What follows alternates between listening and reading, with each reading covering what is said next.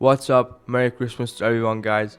Today I'm just gonna talk about 3 of the most overrated wins in UFC history. I won't rank them, but we're gonna have double champs and Hall of Famers and legends in this video. These are all big fights, so hope you enjoy the video. First up, we got GSP's win over Michael Bisping at UFC 217. So basically, GSP beat Michael Bisping to become the double champ, and this is probably GSP's most famous win. And the reason why is because he came back after 2 years, beat GSP, and he became the double champ. But GSP has some wins that are just better than Bisping. I understand that double champ. Listen, I think the whole double champ thing is it's not as impressive as defending your belt 5 times in a row, in my opinion, because it just depends on who are you beating to become the double champ. Volkanovski, this is a good example. Henry Cejudo is a double champ, right? Or let's just say GSP. GSP was a double champ. He beat Michael Bisping. Okay.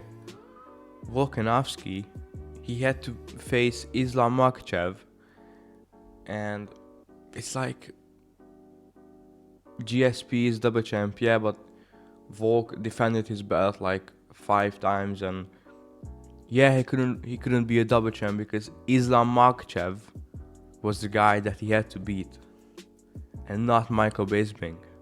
Okay, Michael Bisping is like one of the worst champions ever, one of the least talented guys when it comes to champions ever. I know he had a good win over Luke Rockhold. It's an amazing win, including that it was on short notice, and he was the first one, I believe, to KO Luke Rockhold. So it was, he just exposed Luke's chin being bad. But then, bro, his next title defense was against Dan Henderson, who was fucking number 13 in the rankings. And listen, if they didn't have like a good deserving contender at the time, so they give Dan Henderson a shot, I would maybe understand. But they had Yoel Romero, they had Robert Whittaker, and none of those guys faced Bisping. They made an interim title fight between them instead. It's like it was the same thing as Tom Aspinall and Sergey Pavlovich having a fight with each other, while John Jones and Stipe were fighting. It's kind of the same thing. Tom Aspinall, Curtis Blades,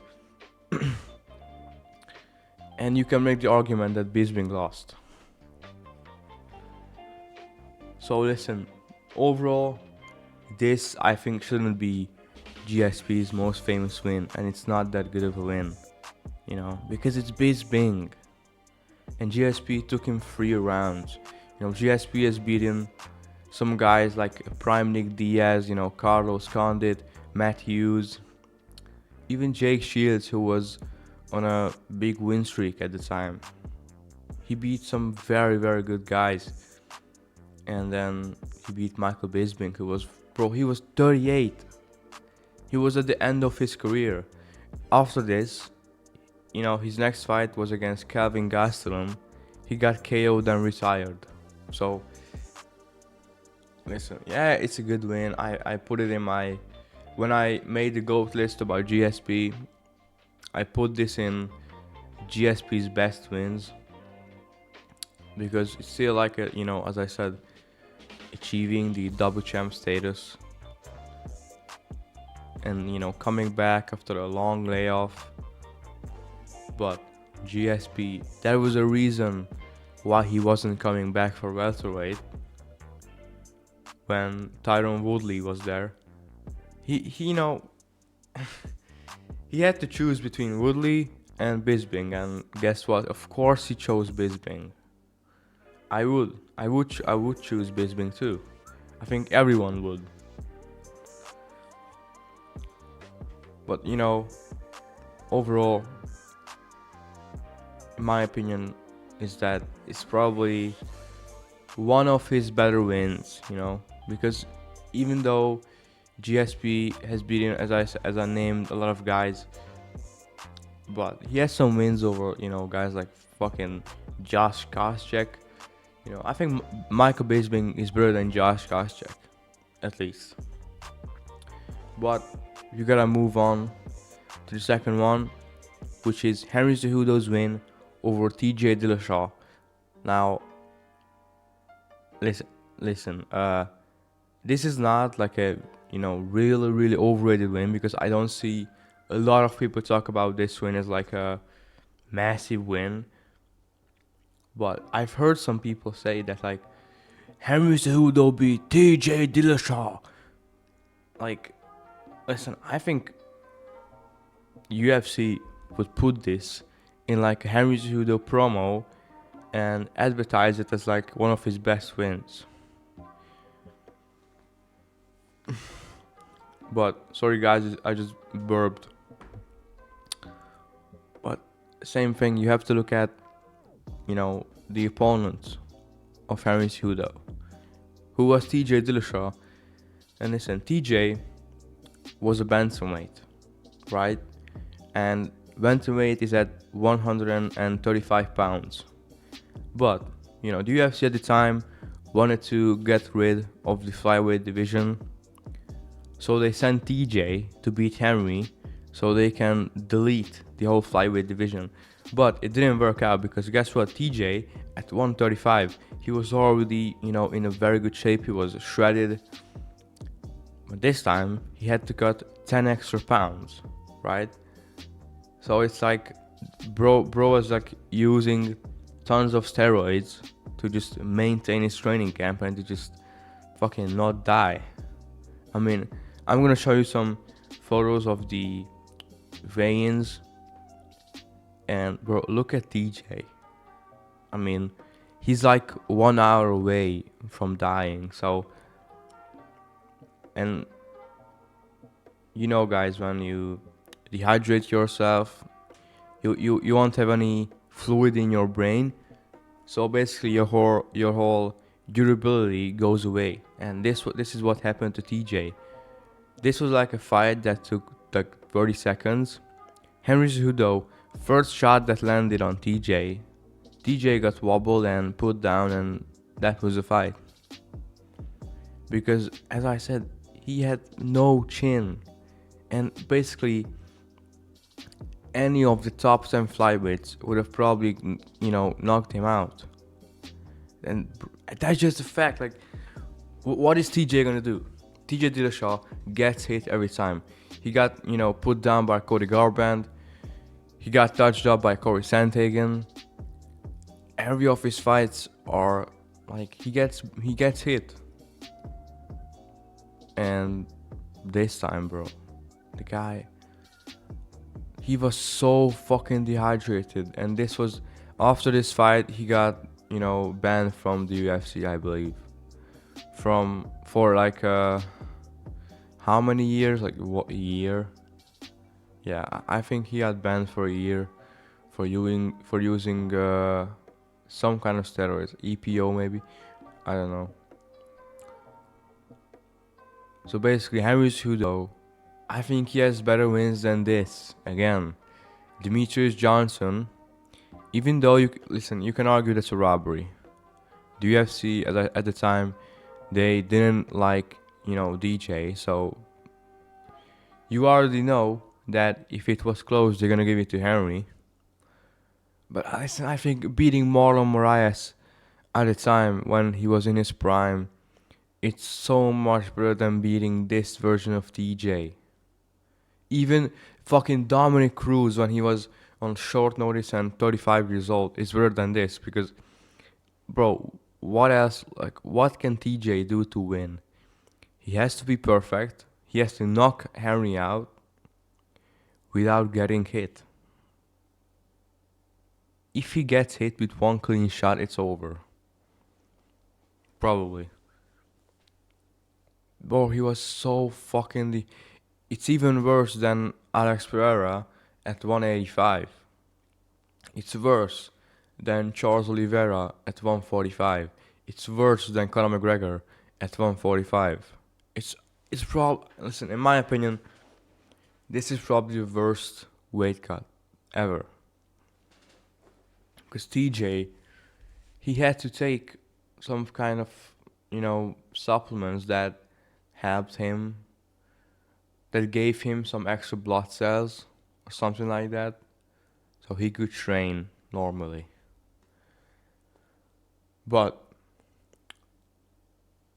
the last one of this video that we're gonna talk about, one of the most overrated wins in recent history, is Charles Oliveira's win. What did I just say? I said Charles Oliveira. What the fuck? Charles Oliveira. Sorry, guys. The Bronx. So Charles' win over Chandler the second time. Listen, I think his first win over Chandler is like 3 times more impressive. And I'm gonna, list you the reasons why.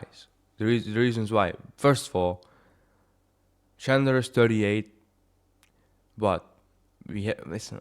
In my opinion, Michael Chandler at 38 is like Dustin Poirier at like 35, because Michael Chandler, listen, the guy's all about recovery, health, and training. He's in shape all year round, bro. This man at 35. I'm gonna show you again some photos of him at the weigh-in, before this fight. He was in fucking the best shape of his life at 38 when the guy was like on a 2-year layoff. His last fight before that was at UFC 281, 2022 November. But the most important reason that I think this is not like an amazing win is because this was a patient Chandler. Not the usual, madman Chandler. This was, even Chandler said in the embedded, like, his game plan is to be more patient. But this is, bro, Chandler, look at all of his fights and how he makes success. Against Dustin Poirier, bro, he was winning the fight against Dustin. I don't want to hear it. Listen, I know the hardcore Dustin Poirier fans like to think that, bro, DP beat up Chandler just because he had one moment when he like almost dropped him. I think it was like up against the fence when DP countered Chandler. But bro, Chandler was winning the fight. He made a fucking silly mistake, usual no IQ Chandler mistake. Fucking picked up DP and bro fucking did a pistol squat and slammed DP, but he wasted all of his energy, and that led to him getting reversed and then eventually getting submitted. So, but Chandler was winning, and against Justin Gaethje, he took Gaethje to a decision. Who does that, bro? Who does that? So, and he won the first round. And against Charles, bro, he almost finished Charles. He dropped him bad, but then he fumbled the finish. It was very close, bro, from being finished. It would have been so funny to see Michael Chandler, a UFC champ now. But he was very, very close from it. I mean, bro. And even before that, his debut against Dan Hooker, first round KO. Like, Dustin Poirier couldn't finish Dan Hooker, even though he sent him to the hospital. Michael Chandler put Dan Hooker down with one big punch. and that was the fight. But this wasn't the usual Michael Chandler that I just talked about. This was a Chandler who didn't wanna get hit. Look at this picture. Bro's running away, and he did this so many times in the fight. Instead of slugging, he ran away. He had one moment in the 5th round. He won that round. He slammed Oliveira. He had two, slam KO attempts at the end of the fight. Didn't work out. And then one of the biggest moments in the fight was him landing 100, back of the head shots to Charles. And then, the hardcore Charles Oliveira fans immediately started saying that, title shot for Charles and give him the winner of Arman vs. Islam. We don't want to see that fight. We have already seen it and we know the outcome. Okay? You're not in your dreams, bro. I'm sorry, I love Charles, I want him to win, but he's not winning. Especially against Islam, he's not winning, bro. What is he gonna do? KO Islam? That's not happening. Islam just fucking outboxed Dustin Poirier, And Arman, listen, after seeing Arman escape Charles' most dangerous submissions, I don't think he's getting submitted. And he's not getting beaten up. He's not getting beat up, bro. I'm telling you. Charles Oliveira always shits his pants when he's up against the Dagestani and because Arman is not Dagestani, but the guys from the mountains, Dagestan, Chechnya and fucking Armenia, Georgia. When he's up against those guys, he shits himself. The question is that will the Iliad Poirier fight happen? I don't think so. If the UFC ever wants Poirier to move up, they probably gonna give him Makhachev. Or that's what I should do, because I don't want to see Charles getting slapped by Ilya. But listen, this is not a win that's gives you a title shot right away, because Charles lost to both of the guys recently. This is not like he lost to them 5 years ago. No. He lost to them in the recent history. And I'm talking about Arman versus Islam. There are, they have a fight lined up. So it's give us new contenders. Charles should fight fucking move up to welterweight.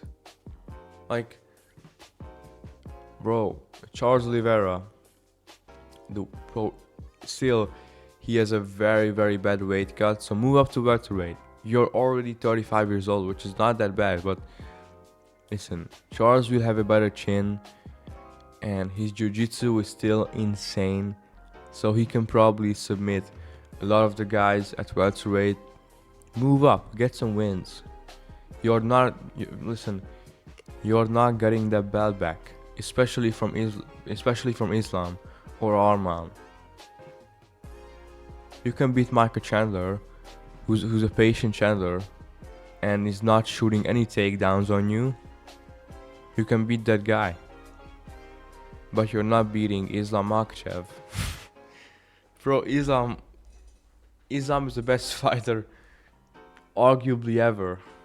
I mean, right now he's not. If he beats Arman and if he gets another win, he is. And I think he will probably achieve that status. And Charles Oliveira is not beating those guys. But guys, bro, I just said guys 2 times in a row. Fuck. But what should I say instead of guys? Fuck it. Lads? Should I be Paddy Pimblett? Or I should be, bro, that was more like fucking Paul Craig. How does Paul Craig sound like? Paul Craig? Yeah, like this. But I hope you enjoyed the video, and drop a like, hit the subscribe button, and I'll be back with some good videos, because listen, I have some amazing video ideas coming up. So, and it's, you know, winter break, so I have time to make these vids. So guys, stay with me on the journey and subscribe to the channel, and I'll see you in the next video. So goodbye.